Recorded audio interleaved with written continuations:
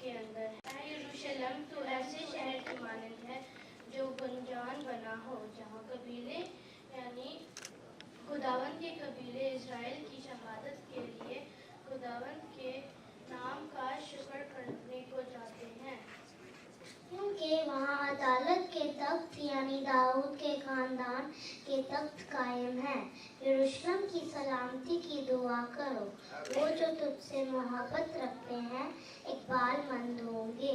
तेरी फसील की अंदर सलामती और तेरे महलों में इकबालमंदी हो।